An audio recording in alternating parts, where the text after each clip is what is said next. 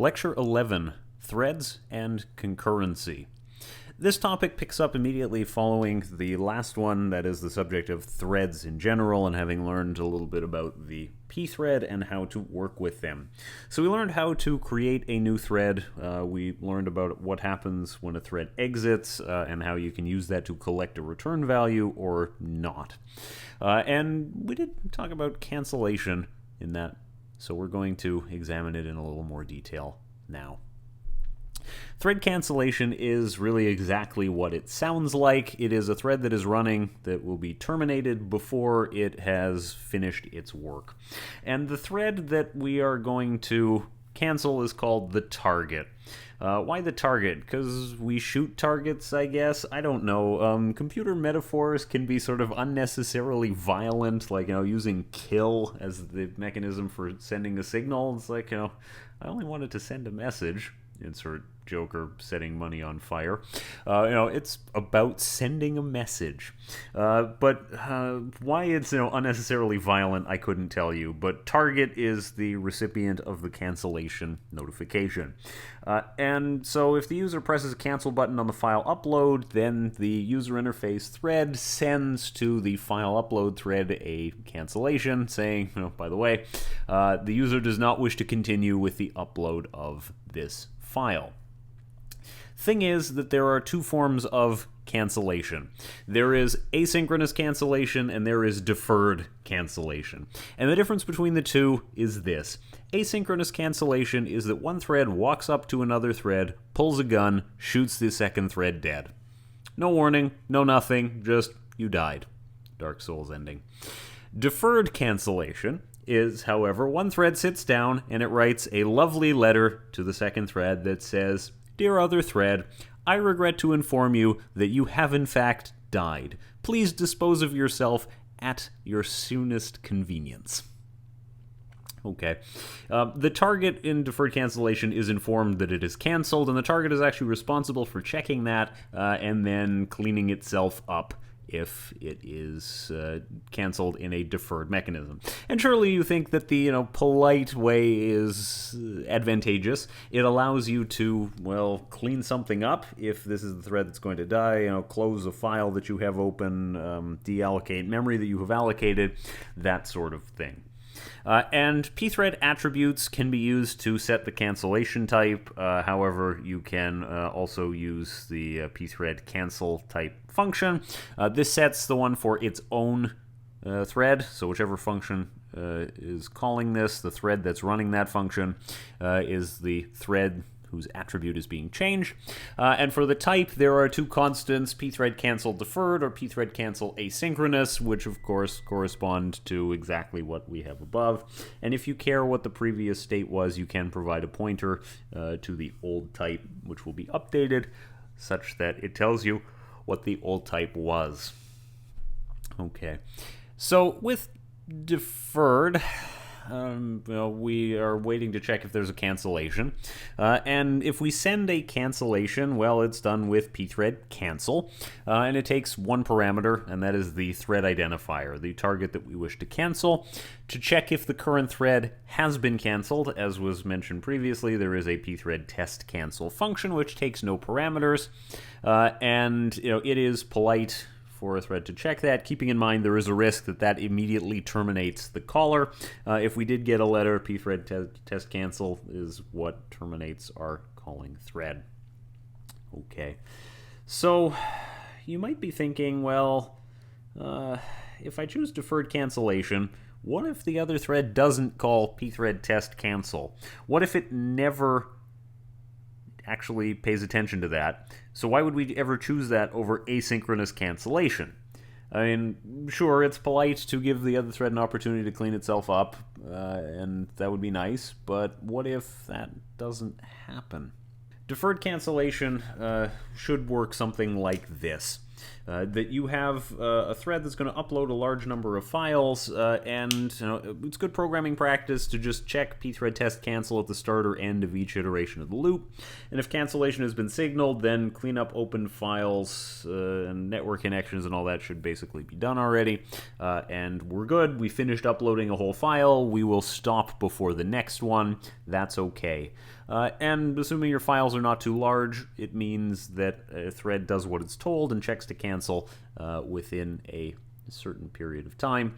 It is, of course, a risk that we will terminate by calling pthread test cancel, but we can accept that as long as we're prepared when we call pthread test cancel. Thing is that it is not always the case that a deferred cancellation waits until a pthread test cancel call occurs. A large number of functions, including a great many that we haven't talked about yet, are defined as cancellation points. That is, the specification requires that there is an implicit check for cancellation when calling one of those functions, and that is to say that if you call this function and our thread has been canceled, well, the operating system just terminates your thread. It doesn't do the thing that you asked for because there is some principle that a dead thread may not initiate this action. If you've been informed of your death, you received that bad news letter, then you can't go off and start a new action. It's worse than that, actually. Because there are a large number of functions that are just potential cancellation points. The specification says they could be cancellation points, but maybe they aren't. So you'd actually have to check the spec, first of all, to see if a specific function is a cancellation point, and if it is a potential cancellation point, you might not know that until you actually get to runtime. And now you're thinking, this is bad, this is really bad. Deferred cancellation really means death could come for your thread at any time, because is this function a cancellation point? I don't know. There's a very long list. Who knows? It's hard to tell. And how do I effectively clean things up if my thread could die at any time? Well, good news is there is a mechanism for this. So sometimes a thread is going to die before it has cleaned up. This is either as a result of cancellation points, surprise, this one was a cancellation point, or just use of asynchronous cancellation. A thread might be terminated before it's had a chance to clean up things. So if it was supposed to deallocate memory at the end, then cancellation means the memory is not deallocated. That's undesirable. Same thing if it is using some resource, it's got it locked, and this thread is canceled. Well, again, it doesn't necessarily get unlocked, and that might be a problem. If you kill a process that has a file open, that means the operating system comes in and cleans up and releases the file, but that doesn't happen if a thread dies. The file is open in the process, and it remains open. And so, in the words of the 10th Doctor, I don't want to go. It's not a good time. Not now. The strategy for dealing with this is a cancellation handler. And a cancellation handler is, the best analogy I have for this is your thread writes a will. It says, when I die, I want the following things to happen to my possessions. And you can be as specific as you need to be, saying, I want this to happen to this thing, and I want that to happen to that thing, and so on and so on. Writing a will is not a pleasant endeavor. I mean, I don't think anybody really enjoys the feeling of I'm going to go to the lawyer and then contemplate my mortality, and then make arrangements for the disposition of my worldly possessions upon my ascension to Valhalla. I don't think anybody likes that. It's still probably better to do it. You still want to be prepared, because it would resolve certain questions that would otherwise maybe need to go to court. And if you don't like lawyers, you like them even less when you have to spend more time with them. So the functions for cleaning up are to register a cleanup handler, pthread cleanup push, and you can remove one and possibly carry out the action. We'll see when we dig into that a little bit with pthread cleanup pop.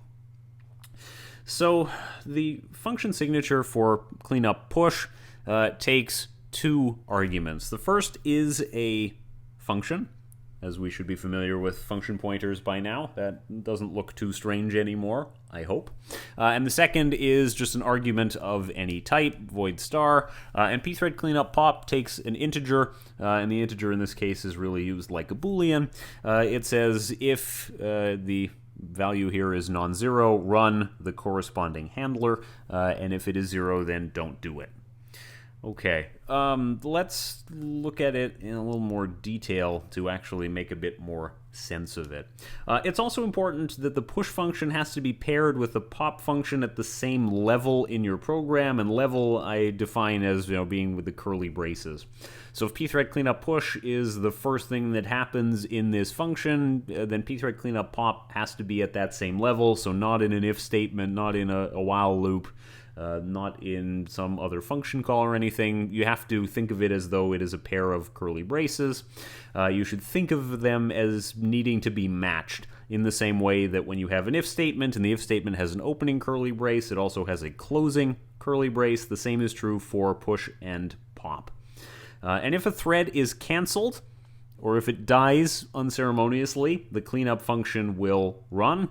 If execution gets to the pthread cleanup pop statement, you get to choose whether it runs or not based on the argument at the time that pthread cleanup pop is called. So let's consider the following code. We have a function do work.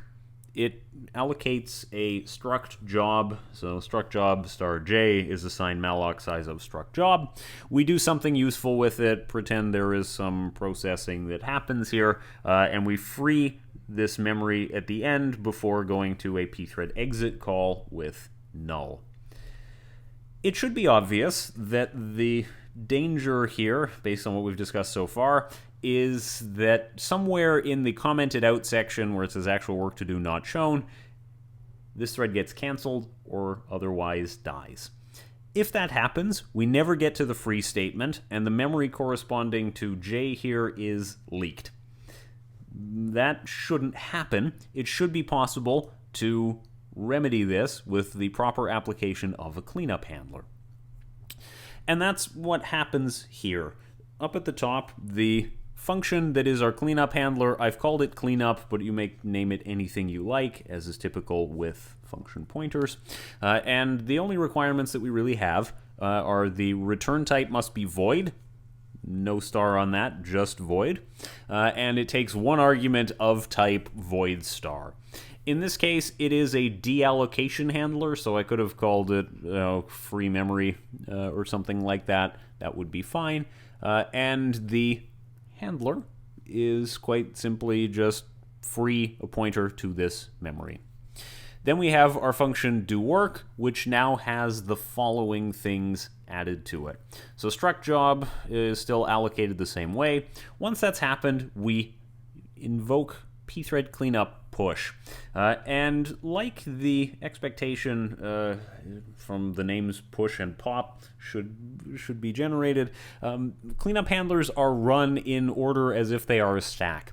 So we can have multiple cleanup handlers. You push the first one, you push the second one, you push the third one, and then when they execute, they run in reverse order. So the third cleanup handler runs is popped off the stack, then the second, then the first, and that is important to remember. So now in this case, what do we do? In this case, the cleanup handler is registered. We do something useful with this structure.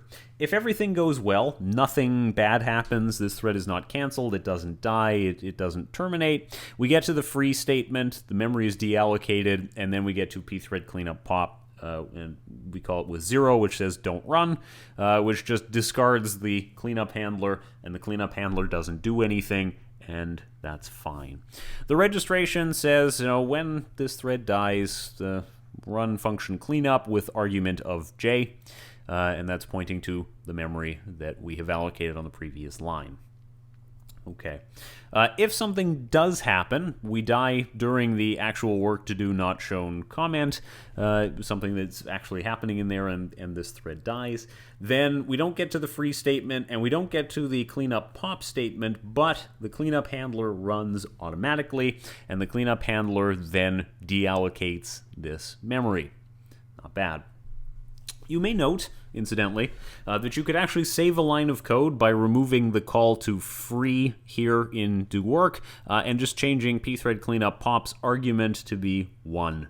This means the cleanup function does run and it does free the memory that's allocated, and therefore you could save yourself a little bit of work, and you could save some lines of code, and you can also reduce the chance of forgetting things by pushing them into cleanup handlers and then actually making the cleanup handler do the deallocation.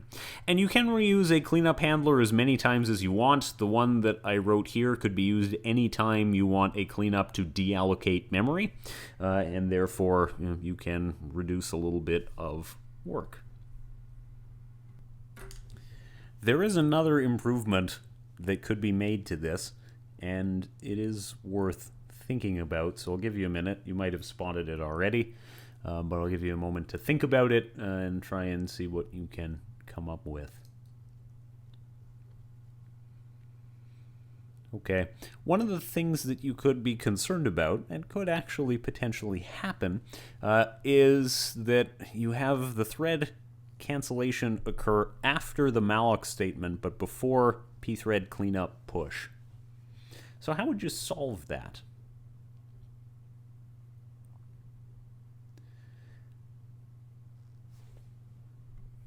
Okay, I've reopened the example here in the editor, and what we would like to do is make it so there's no possibility that the memory gets leaked. And my strategy for this will be, first of all, we're going to split up declaration and assignment here of J to be something like this. We will then put our pthread cleanup push, and then only after that we will do the malloc. To make that work, we have to add here some extra check that says if mem is not null, then we try to deallocate it. Okay. What's the strategy behind this? Well, we initialize struct job J here to be null. We register the cleanup handler. So if cancellation happens before this this assignment, nothing bad happens. No heap memory was allocated. If cancellation happens here before the cleanup push, nothing bad happens here either, because again, no heap memory has been allocated. Then, if cancellation happens before the malloc, the pthread cleanup handler will run, and it will, in fact, do nothing, because mem is equal to null at that point, and therefore we are okay. If cancellation happens after the malloc, then the memory will be deallocated. And I can also show here, cleaning up this to say, actually, do run. And so if cancellation takes place at some point in this function, we will not result in a memory leak because we've actually set up our cleanup handler in advance. There's no instant where the cleanup handler is not configured, but the memory has been allocated, and that instant, however small, is an opportunity for the memory to be deallocated, the memory to fail to be deallocated because of just bad timing of a cancellation. So this should give you an introduction for how to use the cleanup handlers. They are quite useful for making sure that all resources are handled appropriately. You should generally assume that cancellation or anything can happen at any time, and therefore it is to your interest to use cleanup handlers to see to it that resources are released and dealt with appropriately.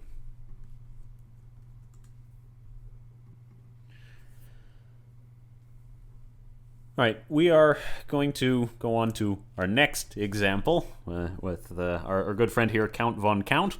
And we're going to do an example that shows you the attributes, in case you care about that. And for the sake of simplicity, the purpose of this program is we're just going to count. The program doesn't do useful work, but that's fine. All I really needed was the idea of how to use attributes and how to make the program do a thing. So here is a quick example of a slightly larger one where we use attributes. As I said, default attributes will be fine. In this case, we're showing using the attribute structure, even though we just take the defaults anyway, and therefore you could save yourself this work. But here we are. So we declare a sum variable at the top. We have our function prototype here called runner. We will declare a set of thread attributes after the thread identifier, and it's pthread attrt. This program takes an integer value. We will try to convert it.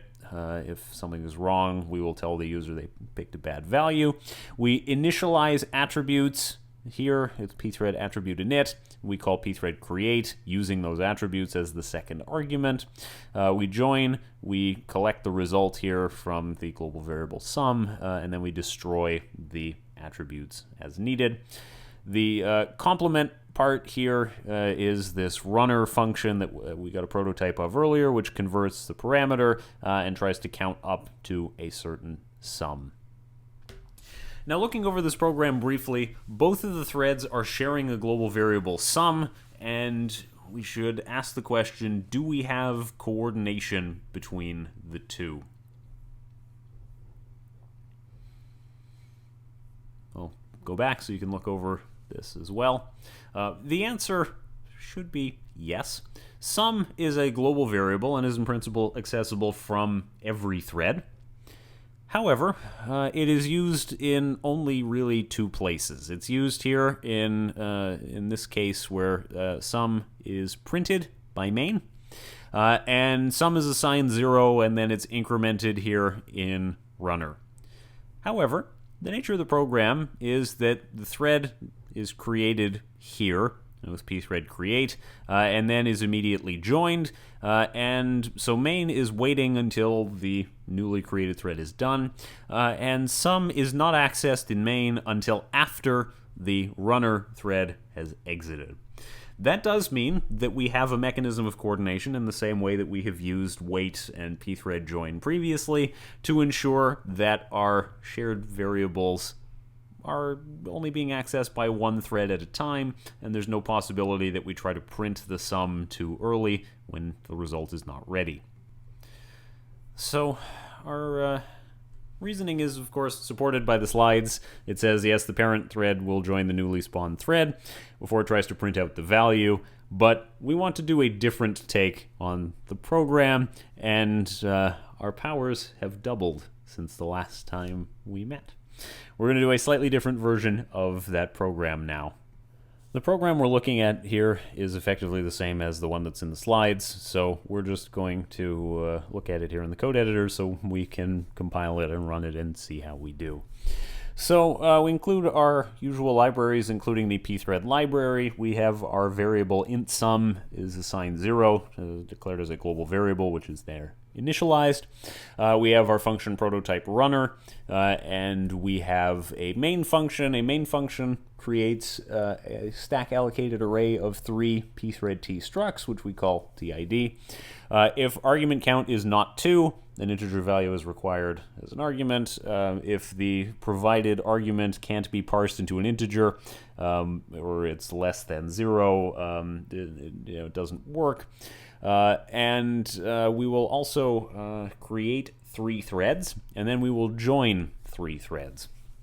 Now, here at line 19, we have a for loop that creates these 3 threads, each of which calls the runner function with this argv at index 1, so whatever the first parameter is, assuming it checked assuming it checked out. Now, you might be thinking, can I create the threads and then use join in the same loop and therefore save myself from having 2 distinct for loops that both go from 0 to 2? The answer to that is no, because that would serialize your program. It would make it not run in parallel the way that we want, and at that point there's no benefit to having these multiple threads because we're just running them one at a time, so why have 3 of them? It doesn't make sense. So you might think you're saving some time and saving some writing by saying, oh, I can combine these 2 loops, but you can't. It doesn't do what we think it does. So we create 3 threads, and then we wait for all of those threads to be finished, and then we print the sum, and then we finally exit from main. The runner thread does also more or less the same thing that we saw earlier. It parses the parameter to figure out how high it should count, and it does for int I equals 1, I less than or equal to upper, whatever argument was provided, I++, and then sum plus equals I, and then when this is finished with its loop, it will printf that a thread has finished. And then it will return. Okay, so let's compile and run this program.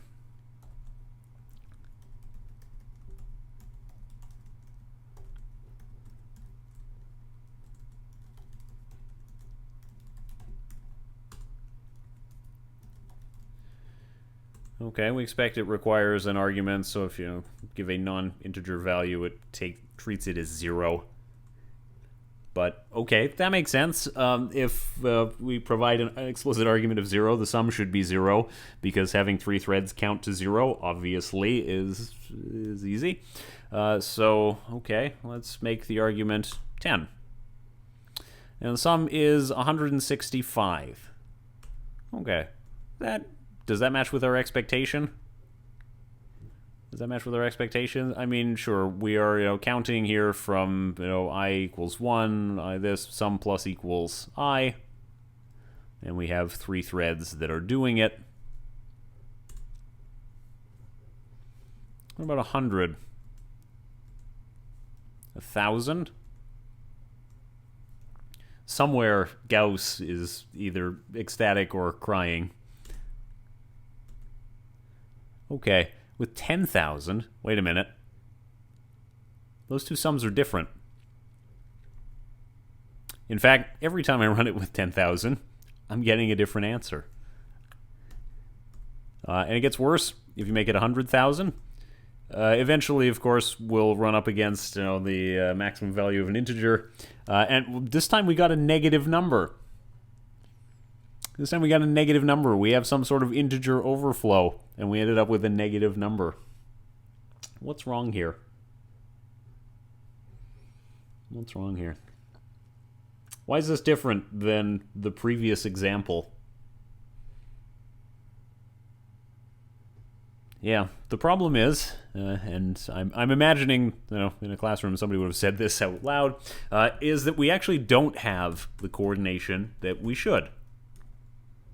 If I open up this code again, what about sum? Well, sum is accessed here in main, but it's accessed in runner, actually here on several occasions, in this loop.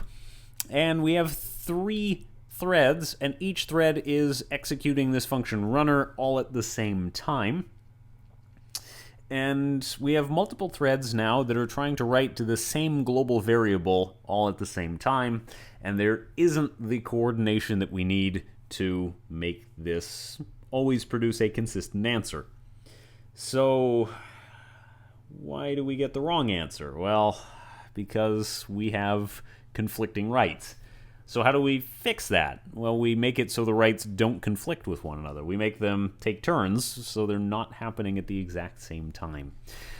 And I used a phrase "at the same time," but what does that mean in the context of a program? You have some intuition about what it means when we talk about 2 things happen at the same time. In the human world, when we are thinking about did Alice eat lunch at the same time as Bob? There's a certain understood meaning to "at the same time," but we need a more formal definition for our computer program. Journey with me back in time. Not that long ago. Okay, that's relative. Every year it gets farther in the past, and maybe it's sufficient to say actually reasonably long time ago. But in the 1990s, a typical computer had one processor, one CPU with one core. And it would accordingly really be only able to do exactly one thing at a time. And when I say one processor, I mean one general purpose processor that executes user processes. There can be additional special purpose processors in the system. A RAID controller, a sound card. Nobody has sound cards anymore unless you're a pro audio person. But sound cards used to be a thing, but there's only one general purpose processors. The graphics card actually might seem like a more obvious example, but the graphics card can be used for general purpose computation, so it does not count here as a special purpose device. But when we have only one general purpose processor, we call it a uniprocessor system, and lots of models and reasoning about how computers work are based on a model that has one CPU. That's not to say you can only have one program open at a time, but the CPU will be working on only one thing at a time, and it might pause it and go work on something else and then come back to it later, but that is a uniprocessor system. But of course, the dark ages have ended. Now, your desktop, your laptop, your cell phone, they all have multi-core processors, right? They can do a lot of things in parallel. A quad-core processor could be executing, in principle, if you stopped it and examined what it was doing, it could be in the middle of executing 4 different instructions from 4 different threads at the same time. And this actually gives us lots of advantages, one of which is that potentially we can accomplish more work done in the same amount of wall clock time, and this is not a guarantee. But there are lots of programs that do benefit from being able to use multiple cores, multiple CPUs, and that is very helpful. So as a terminology note, I just use the term core, and we've talked about quad core and probably have an understanding of it, but let's be complete. We often refer to a logical processing unit as a core. CPU, or central processing unit, may be used to refer to a physical chip, and the physical chip might contain one or more logical processing units. As far as we are concerned, and as far as the operating system is concerned, it doesn't matter if a system has 4 cores, those are logical processing units, in 4 physical chips that are on the motherboard, or 4 of them all in one physical chip. It doesn't really matter. There's 4 units that can execute instructions, and that's really the important thing. The physical layout of it is not very relevant to this discussion, and so we can just assign work, and if there are 4 cores, well, then the scheduler will choose to assign that work to those cores. What their physical layout is doesn't matter. Now, that requires, of course, that your process has to be able to take advantage of it. And if you write a program such that it has one process with one thread, it doesn't matter how many cores are available. At most, one core can be used to execute this task. And if there are multiple processes, every process can execute on a different core, and the same is true with threads, that if there are multiple threads, every thread could execute on a different core. And you can ask, well, what happens if there are more processes and threads than there are available cores? Well, that's an ordinary day. You could imagine, you can hope that the processes get blocked frequently enough and long enough such that all processes get to run, but you can't actually count on that behavior. You don't really know what the resource demands are going to be, and processes and threads can behave arbitrarily. And they could have lots of work to do or not very much work to do, and you can't really know that in advance. This image hurts much more due to, at the time of recording, gyms have been closed for about a month.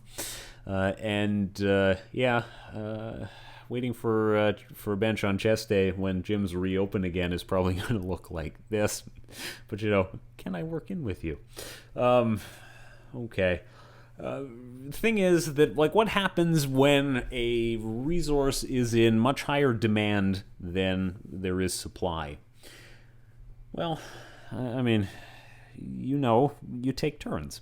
that's something I hope that you learned, in elementary school or kindergarten or preschool even, which is that you can take turns, and by taking turns, it's better for everybody because everybody gets a chance to get some service. They get a chance to get some of the resource that is in high demand, and while it doesn't necessarily make everybody totally happy. If Arnold is there and he wants to do a 4-hour workout, he might not be totally happy with this, but ultimately, resources are limited and a little bit of fairness is appreciated. So what actually happens is that the operating system scheduler will cause the CPU to switch between different tasks, and tasks in this case is a thread or a process, via a procedure called time slicing. And time slicing just says we're going to cut up whatever time we have for execution into little pieces, into little slices, and then we'll hand out those slices to individual threads or processes. So if thread 1 wants to execute, it can execute for up to its time slice limit, so it runs for, just making up a number, 20 milliseconds, and then its turn is up. The scheduler runs, it forces thread 1 to stop and starts thread 2. Thread 2 can run for its 20 millisecond time slice, then thread 3, and so on, alternating through the threads, eventually going back to thread 1. From the perspective of the user, it does feel like all three tasks, all three threads are being executed in parallel because the switches between them are quick enough that the user really doesn't notice the difference. Obviously, the CPU is only working on one thing at the given moment, but it feels to the user like a lot is happening in parallel. It's concurrent. We do have more than one thread in progress at the same time, but it's not parallel in a single core execution kind of world.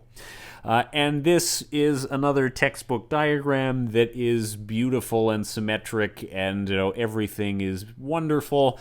Every thread takes its turn one after the other, and there's exactly 4 of them, and every time slice is the same size, and there's never any problems, and nothing ever finishes or gets blocked or anything like that. Not really true, but just to give you an idea of taking turns, this diagram is acceptable. Now, time slicing will still occur, as is necessary when we have a multi-core system. So imagine this dual-core system where core 1 is alternating between T1 and T3, and core 2 is alternating between threads 2 and 4. And again, super unrealistic that these things are always perfectly synchronized, and they always take the exact same amount of time.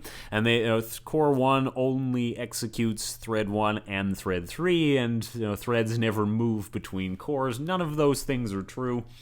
So don't read too much into this diagram. It's just showing you that there can be some execution of different threads at the same time on different cores, and we still have time slicing to make that happen.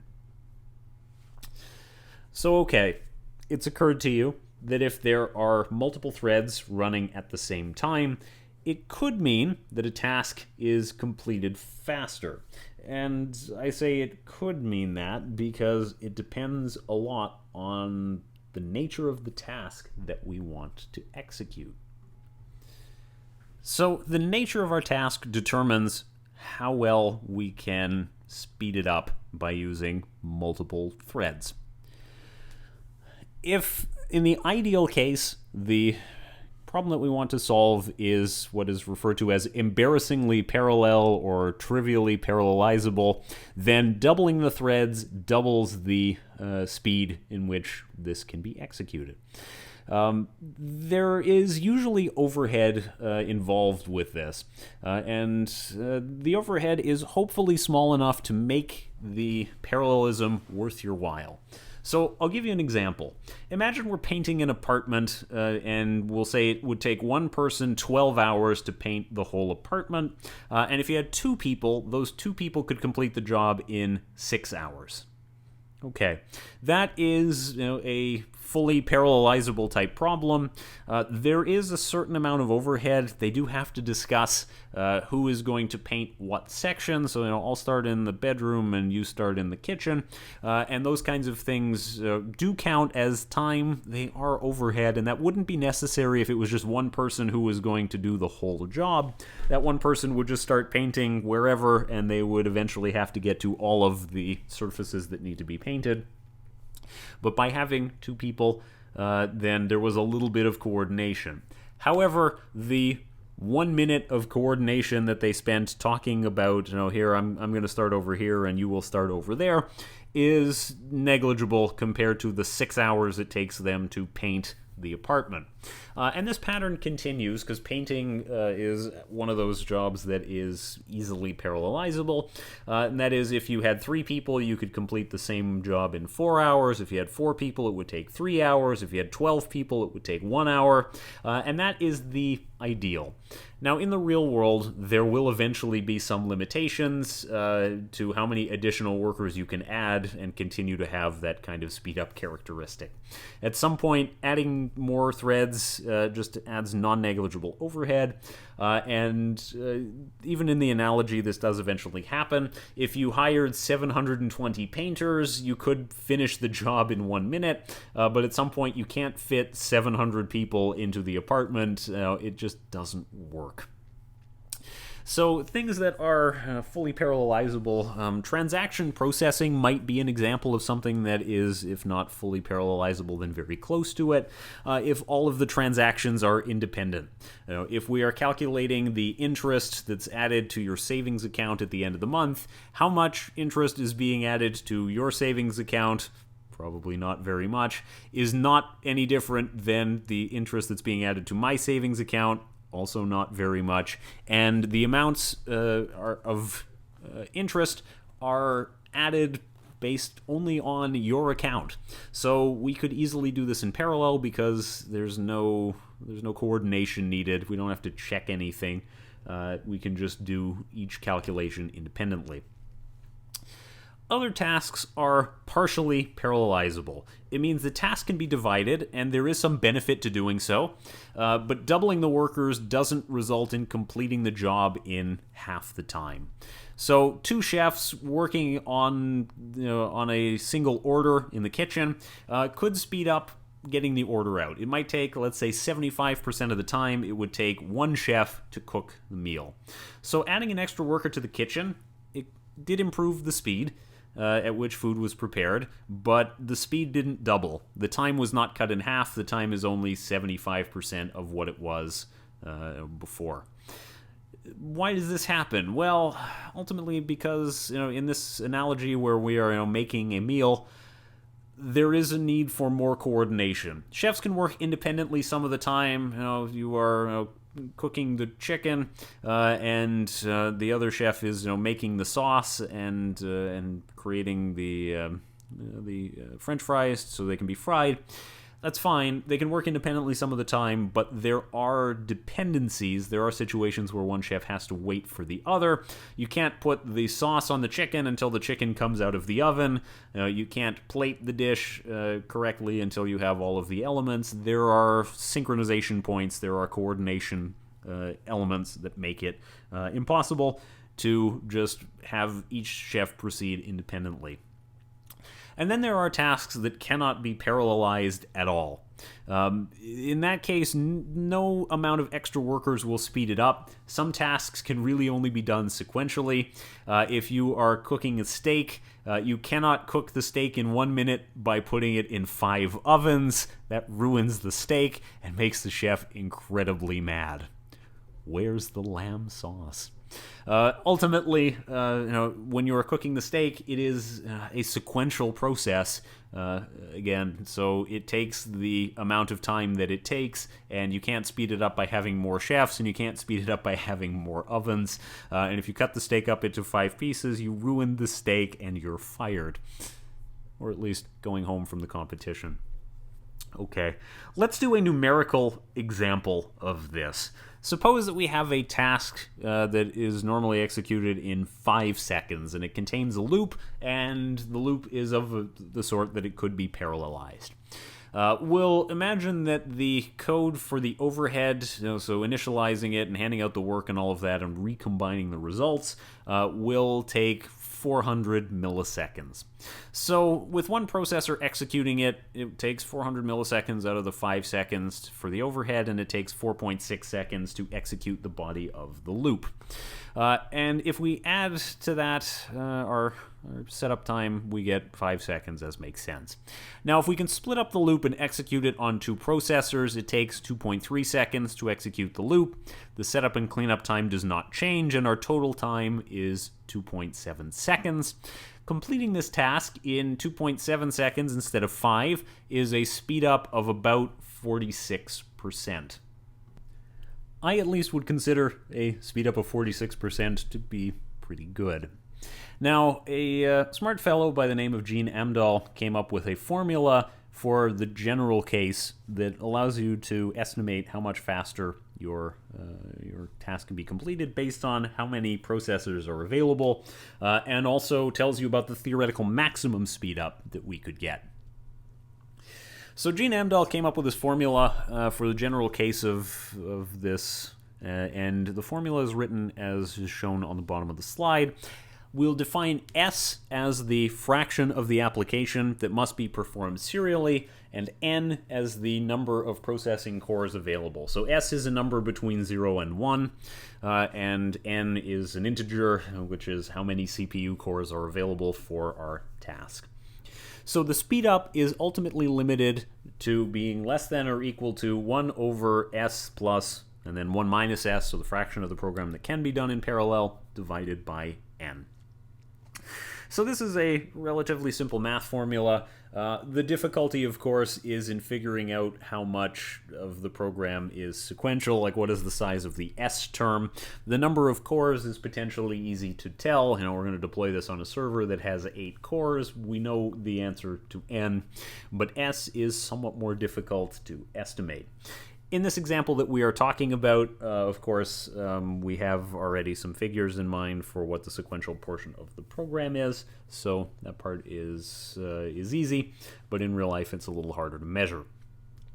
Now this is a math formula, and we can take the limit as n approaches infinity, and if you do that, you find that the speedup converges to 1 divided by s, and that means that the limiting factor on how much additional processors help this program to execute is, well, how much of the program is sequential, how much of it can be done in parallel. And I think that matches our intuition about how this is supposed to work. If the task is completely sequential, then the speed up is 1 over 1, which is 1, so no speed up at all. If the task is completely parallel, then it will be something that it's 1 divided by 0, really, so it's infinite. So we could have infinite speed up with infinite processors. Okay, so if we apply the formula to the example from earlier, we'll get the following run times as shown in the table. So our initial state where the code that was just sequential is 5 seconds. And by splitting it up, we have the 400 milliseconds of setup and cleanup time and the 2.3 seconds producing a time for 2.7. With 4 CPUs, we finish in 1.55 seconds. With 8, 9.75, 16 is 0.6875, and so on and so on, all the way down to when we go from 64 to 128 cores, we go from 0.47 seconds to 0.44 seconds. Okay. 2 observations, I think, as we look at this. Number 1, we get diminishing returns as we add more processors. Going from 1 to 2 reduced the runtime quite a lot, but going from 64 to 128 really only decreased the runtime a small amount. So it was at one time the case where it was like, you have a 64 core machine or 128 core machine, can I borrow it? But that's actually no longer implausible. Those kinds of machines can be built. They're expensive still, And if you are watching this video long into the future where everyone has 1,000 core machines, then you might be like, remember back in the dark ages when videos were only 1080p and we only had 64 cores in our CPU? How did we ever get any work done? But for the typical laptop, that's still a little bit out of reach, at least at the time when I record this. Now, the other thing that we should observe is that the numbers are converging on 0.4. And that fits our expectation of what would happen if we had infinite processors. The serial part takes 0.4 seconds no matter what. And with infinite processors, the parallel part would be effectively instant. And that means that our speed up is limited by that sequential part. And so if we just sub in the formula, it's 5 divided by 0.4 is approximately equal to 12.5. And so no matter how much money we throw at the problem, no matter what else we do, there's no beating that speed up for the program that we are looking at. So ultimately, we'll never quite reach it because that requires infinite processors and infinite money, but you can get practically quite close to it. So the only way to improve from there is to reduce the sequential part of the program. Can we find a way to parallelize more things? Can we find a way to reduce the sequential part of the program just by not doing things we don't need to do? If that topic interests you, then there is, of course, the fourth-year technical elective, which I usually teach, ECE 459, Programming for Performance, and we will spend time thinking about how do you parallelize things and how do you decrease the sequential part of the program. But there are lots of ways in which that course extends from the current one, but I will attempt to refrain from making too many references to it, otherwise I have to put money in the swear jar every single time, and that gets quite expensive. So I hope that you recall from data structures and algorithms the concept of a merge sort. And merge sort is a divide and conquer algorithm, and you've probably learned about a number of divide and conquer algorithms. The first one I think that you were likely to have talked about is a binary search. And binary search, again, is a divide and conquer in that you split up the array into two halves and you figure out, assuming the array is sorted, which half the data will be in if it is going to be found, and therefore you reduce the size of the search space quite significantly every single time, instead of a linear search where you check everything. Okay. Now, the binary search works only if the array is sorted, and we need to sort the array to make that happen, and merge sort is an example of a divide and conquer sorting algorithm. And the basic strategy for merge sort is we'll split the array of values up into some smaller pieces. We will sort the smaller pieces, and then we will recombine those smaller pieces together to produce some sorted data. So visually, a merge sort looks something like this. Obviously, a real example would not have a list of so few elements. It becomes impractical to use merge sort below, about 30 elements. Once you're in that range, I think for efficiency you should use something like insertion sort, but that or selection sort. But that's fine. As far as we're going to look at this, assume that we have a much bigger list and that it is going to work out. Obviously, when the list is this small, the overhead of the divide and conquer makes it not worth your while, but assume that this is a bigger list. And the idea that we are going to think about is, given what we know, we have a list and we can split it into smaller pieces. Can we assign those smaller pieces to different threads? So each thread sorts its piece of the list, and then we recombine them all, potentially in another thread, the merge thread, which takes the results from the sorting threads.